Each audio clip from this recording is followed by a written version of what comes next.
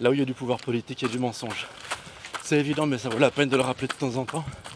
Le rappeler peut-être avec Machiavel, qui n'est pas machiavélique, qui est un chic type, mais qui met en garde tous ceux qui veulent s'emparer du pouvoir. Et qui leur dit la chose suivante: vous avez les meilleures intentions du monde, mais la concurrence sera rude. Si vous êtes franc du collier, honnête, et si vous énoncez les plans qui sont les plans de votre conquête du pouvoir, vous êtes sûr que vos adversaires, parce qu'ils seront mis au courant, eh bien, tout simplement s'empareront du pouvoir à votre place. Si par conséquent vous êtes habité des meilleures intentions du monde et que vous voulez vous engager en politique, apprenez à mentir, à trahir et à dissimuler vos intentions. Donc, là où il y a du politique, il n'y a pas de sincérité. Merci Machiavel. On me répondra: ouais d'accord, ok, mais il y a au moins de la sincérité avec les siens, avec son peuple. Faux, dit Platon dans sa République. Pourquoi? Parce que pour gouverner un peuple, la première chose qu'il faut, c'est pas de la poigne. La première chose qu'il faut, c'est des histoires. Les histoires phéniciennes, dit-il.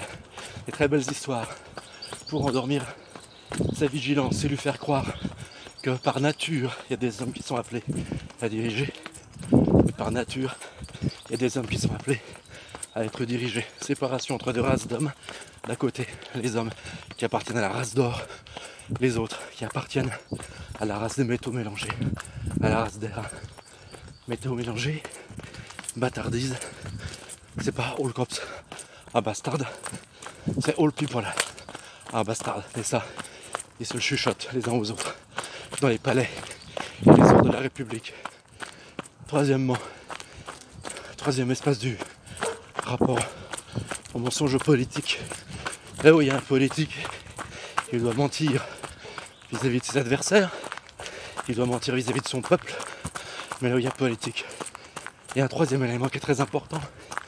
Et là, alors que je commence à manquer de souffle, parce que je suis en pleine côte, ça vaut la peine de mobiliser Diogène dans son tonneau, qui rencontre Alexandre. Alexandre lui dit: je t'offre ce que tu veux. Et vous connaissez la réponse de Diogène autour de mon soleil: casse-toi, riche con. Il y a mieux encore. Et un petit dialogue après, qui est peu connu, dans lequel Diogène dit ses quatre vérités à cet homme de pouvoir qu'est Alexandre. Il lui dit comme ça, très simplement, très tranquillement. Il lui dit: oh, tu sais pourquoi tu gouvernes? L'autre se met en colère, bien sûr, je le sais. Tu insinues que je n'ai pas de compétences, je n'ai aucune légitimité. Et il est prêt à envoyer ses lanciers sur Diogène. Et Diogène de lui répondre: tu gouvernes les autres parce que, regarde ta colère. Tu gouvernes les autres parce que tu es incapable de te gouverner toi-même. Tu te mens à toi-même lorsque tu prétends avoir l'exercice de la maîtrise et du contrôle.